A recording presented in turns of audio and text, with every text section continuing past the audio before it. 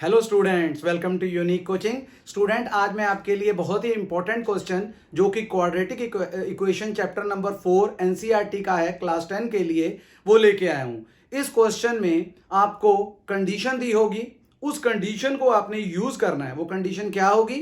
वो कंडीशन ये आपको गिवन होगी कि रूट्स जो हैं वो इक्वल हैं। नेचर ऑफ रूट्स में हमने टॉपिक पढ़ा था लास्ट, नेचर ऑफ रूट्स का, उसमें हमें इक्वल रूट्स गिवन होंगी। तो वहां से उसकी हेल्प से हमने के की वैल्यू जो मिसिंग है हमारे पास, के इस क्वेश्चन में, ये मैंने क्वेश्चन लिया है, इसमें के की वैल्यू फाइंड आउट करनी है। तो क्वेश्चन क्या लिखा है? Find the values of k for each of the following quadratic equations so that they have equal roots. तो हमें ये कंडीशन गिवन है कि रूट्स जो हैं वो इक्वल हैं। तो मैंने आपको पहले नेचर ऑफ रूट्स का टॉपिक बताया हुआ है। इक्वल रूट्स कब होती थी? जब डी हमारा, डिस्क्रिमिनेंट हमारा 0 के इक्वल आ जाता है। तो हमने पहले ही डी को 0 के इक्वल लेके चलना है और वहां से हमारे पास के की वैल्यू फाइंड आउट हो जाएगी। तो ये काफी ज्यादा इंपॉर्टेंट क्वेश्चन है जो आपके बोर्ड एग्जाम में अक्सर पूछा जाता है। तो चलिए हम फर्स्ट पार्ट को लेके चलते हैं। तो फर्स्ट पार्ट में हमें क्या दिया हुआ है? 2x स्क्वायर प्लस के एक्स प्लस 3 इक्वल टू 0। तो जब हम इसको क्वाड्रेटिक इक्वेशन में कंपेयर करते हैं तो एक्स स्क्वायर का कोएफिशिएंट आपको पता है, वो हमारे लिए a होता है। तो a हमारे लिए 2 हो गया। x का कोएफिशिएंट b होता है, तो b हमारे लिए k हो गया। और जो कांस्टेंट है वो हमारे लिए c होता है, तो c यहां से 3 हो जाएगा। अब क्योंकि रूट्स इक्वल हैं, फॉर इक्वल रूट्स हम यहां पे लिख लेते हैं, फॉर इक्वल रूट्स क्या आएगा? d equal to 0, discriminant equal to 0। तो d क्या था हमारा? b square minus 4ac equal to 0। तो यहां वैल्यू पुट कर देंगे हम b की। क्या वैल्यू है हमारे पास? k। तो यहां पे आ जाएगा k square minus 4 into 2 into 3 equal to 0। तो ये हमारे पास आ गया, यहां तक कंडीशन लगा दी हमने। तो अब आगे इसके क्या आएगा? के स्क्वायर 4 2 जा 8, 8 3 जा 24। तो यहां से आ जाएगा माइनस 24 इक्वल टू 0। तो ये हम 0 लेके चल रहे हैं, प्रूव नहीं कर रहे, क्योंकि हमें गिवन है रूट्स आर इक्वल। तो यहां से इसके बाद हम क्या करेंगे? ये जो 24 है इसको हम राइट हैंड साइड में ले जाएंगे, तो नेगेटिव है तो उधर जाके पॉजिटिव हो जाएगा। तो जब हम स्केयर हटाएंगे, हमने के फाइंड करना है, स्केयर हटाएंगे तो एक तो प्लस माइनस लगेगा और एक 24 के ऊपर रूट आ जाएगा। अब आप क्या करोगे? 24 के फैक्टर बना लोगे। 24 के फैक्टर हमारे लिए क्या होते हैं? 24 के फैक्टर होते हैं 2 2 जा 4, 4 2 जा 8, 8 3 जा 24। तो स्क्वायर रूट में एक 2 बाहर आ रहा है, ये देखिए। तो के आ जाएगा प्लस माइनस 2 और ये 2 3 जा 6। तो इस तरह से हमारा आंसर आ गया है।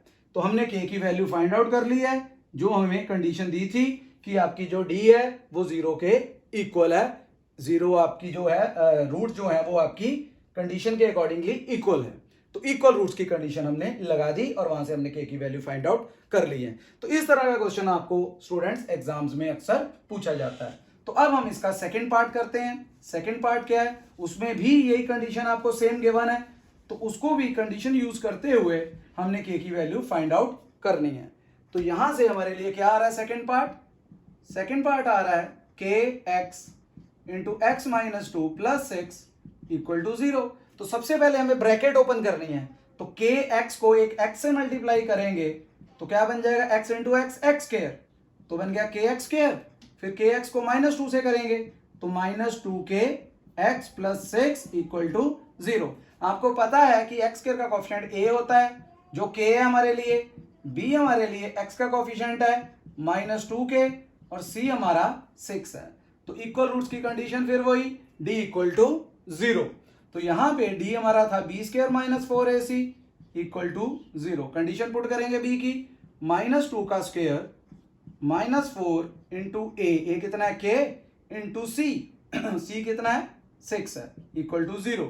तो ये हम स्क्वायर खोलेंगे, माइनस खत्म हो जाता है स्क्वायर में, 2 का square 4k square minus 24k equal to 0।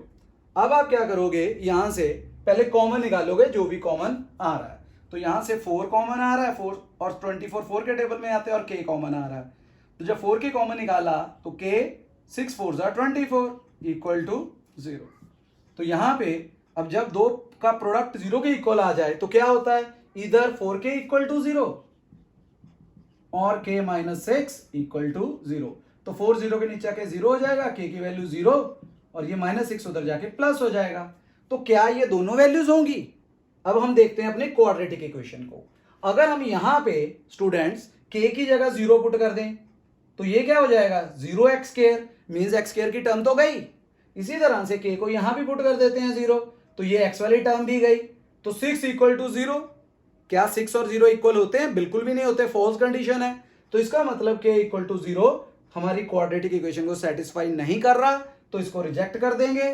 यहां पे लिख देंगे रिजेक्टेड, बिकॉज रीजन दे दिया है कि अगर k की वैल्यू 0 होगी तो हमारी क्वाड्रेटिक इक्वेशन फॉर्म नहीं होगी। देयरफॉर हमारा सोल्यूशन आ जाएगा k = 6।